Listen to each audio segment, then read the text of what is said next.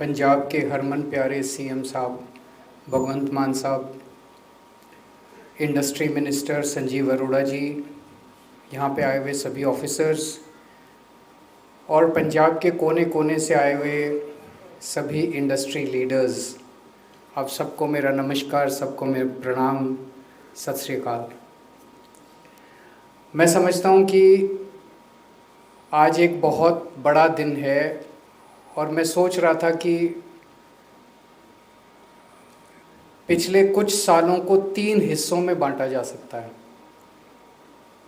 हमारी 2022 में सरकार बनी थी, उसके पहले का एक सिस्टम था जो हमने इनहेरिट किया, वो था एक्सटॉर्शनिस्ट सिस्टम, जिसमें ज़बरदस्ती वसूली सिस्टम था, जिसमें वसूली की जाती थी। लोगों को तरक्की करने से डर लगता था कि अगर मैंने तरक्की की तो ये अपना हिस्सा मांगने आ जाएंगे, और हिस्सा भी बदतमीज़ी करके, गाली दे के, आर्म ट्विस्टिंग करके आपसे छीना जाता था। उस ज़माने की कई कहानियाँ सुनने को मिलती है जब चुनाव में प्रचार करने के लिए आते थे कि कैसे फलाने इंडस्ट्रियलिस्ट, एक होटल होता था उसके सामने फ्लाईओवर बना दिया क्योंकि फ्लाईओवर की ज़रूरत नहीं थी, क्योंकि उस होटल वाले ने पैसे नहीं दिए। किसी फैक्ट्री के सामने वो अपना आदमी बिठा दिया, पर पीस के हिसाब से पैसे लिए जाते थे। पता नहीं कितनी कहानियाँ सुनने को मिलती थी। नतीजन धीरे धीरे इंडस्ट्री पंजाब छोड़ के चली गई। हमारे बच्चे नशे में डूबते गए, हमारे बच्चों के पास रोज़गार नहीं बचा, और पंजाब जो एक वक्त नंबर 1 स्टेट होता था, आज 18वें नंबर के अंदर पहुंच गया देश के अंदर। फिर हमारी सरकार आई। हमारी सरकार ईमानदार सरकार है, हमारी नीयत साफ़ है, लेकिन उस वसूली सिस्टम को 4 दिन के अंदर ठीक करना संभव नहीं था। पिछले 3 साल से उस सिस्टम को हम झकझोरने की कोशिश कर रहे हैं, उसमें ठीक करने की कोशिश कर रहे हैं, तेल डाल रहे हैं, ग्रीस डाल रहे हैं। पिछले 3 साल में कई सारी चीज़ें करी, इतनी सारी हम लोगों ने मिलनी करी, आप लोगों के सुझाव लिए, उन सुझावों को इम्प्लीमेंट किया।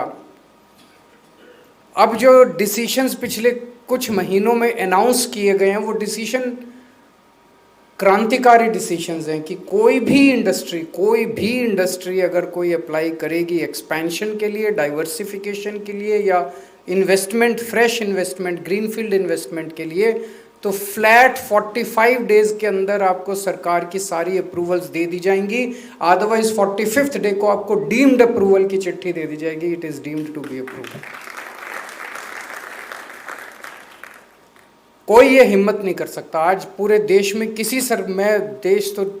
मुझे लगता नहीं पूरी दुनिया के अंदर इस तरह की कोई पॉलिसी है कि 45th डे को आपको डीम्ड अप्रूवल मिल जाएगी, और ये केवल ईमानदार सरकार कर सकते हैं। कई लोगों ने हमें कहा कि इसी के तो पैसे मिलते हैं, किसी के अप्रूवल रोकोगे, फिर वो आपसे टाइम मांगेगा, फिर 3 चक्कर लगाओगे, तभी तो पार्टी फंड इकट्ठा होगा।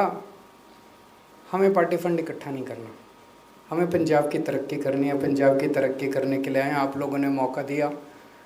हमारी औकात क्या है, हम हैं क्या चीज़।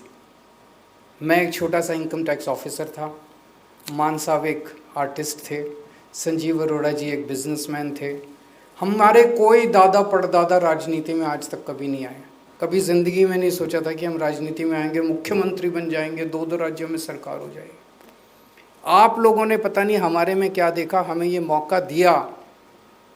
अब हमें पैसे नहीं इकट्ठे करने, जो आप लोगों के मन में हमारा प्यार है वो प्यार बना रहे, विश्वास बना रहे, और उसी प्यार में दिन दूनी 4 तरक्की हो, यही ऊपर वाले से रब से हमारी इच्छा है। पंजाब की तरक्की हो, यही चाहते हैं। तो हमें पैसे नहीं इकट्ठे करने, इसीलिए केवल एक ईमानदार सरकार ये निर्णय ले सकती थी कि फ्लैट 45 डेज़ के अंदर आपको अप्रूवल मिल जाएगी। उसमें भी एक बहुत बड़ी बात है कि अगर आप MSME हैं और अगर आपकी इन्वेस्टमेंट 125 करोड़ से कम की है तो आपको कोई अप्रूवल नहीं चाहिए। 125 करोड़ की इंडस्ट्रीज शुरू कर सकते हैं आप बिना किसी अप्रूवल के अंदर। MSME कोई भी इंडस्ट्री 125 करोड़ की बिना किसी अप्रूवल के अंदर शुरू हो सकती है। इस किस्म का ease of doing business, is I think beyond the imagination. शायद आप लोगों को भी जब कहा जाता कि भाई आप कुछ बनाओ तो आप ये सोच भी नहीं सकते थे कि इस तरह की भी कोई पॉलिसी हो सकती है।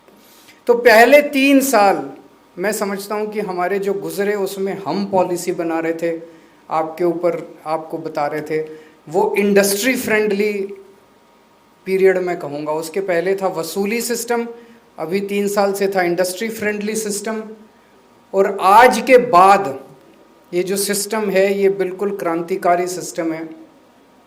हम कहते हैं कि जनतंत्र, जनतंत्र मतलब जनता मालिक। अभी तक जनता को मालिक हम समझते थे कि 5 साल में एक बार वोट डालो और अपना मालिक चुन लो अगले 5 साल के लिए। अब ये मालिक बन गया, ये निर्णय लेगा, हमारे ऊपर थोपेगा। हमने इसको आज रिवर्स करने जा रहे हैं। आपने हमें सत्ता दी थी, आज वो सत्ता हम आपके हाथ में देने जा रहे हैं कि आप निर्णय लो। हम आपके असिस्टेंट के तौर पे, the chief minister of Punjab will work like your assistant. आप आदेश देना, हम आदेश का पालन करेंगे आपके। आप निर्णय लेना, हम आपके निर्णयों का पालन करेंगे। अंग्रेजी में कहते हैं the wearer knows where the shoe pinches. आप लोगों को पता है, हमें टेक्सटाइल चलानी नहीं आती, हमें साइकिल बनानी नहीं आती, हमें साइकिल के पुर्जे बनाने नहीं आते, हमें स्पोर्ट्स इक्विपमेंट बनाने नहीं आते, हमारे को नहीं आती इंडस्ट्री चलानी, हमको कुछ नहीं पता, अफसरों को भी कुछ नहीं पता, लेकिन निर्णय सारे हम लेते हैं। पॉलिटिशियन निर्णय लेते हैं, अफसर सारे निर्णय लेते हैं, और आप लोग हमारे पीछे पीछे घूमते हैं, ये कर दो जी। छोटी छोटी चीज़ें कराने के लिए इंडस्ट्री एसोसिएशंस को धक्के खाने पड़ते हैं। एक छोटा सा निर्णय कराने के लिए सालों साल, हफ्ते, महीने बीत जाते हैं। अब वो खत्म।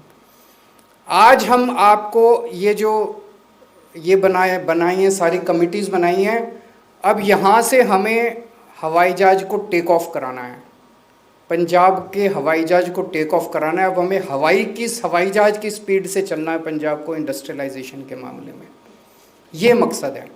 आप अपने अपने सेक्टर की, सेक्टर स्पेसिफिक 24 सेक्टर्स की कमिटीज़ बनाई गई हैं।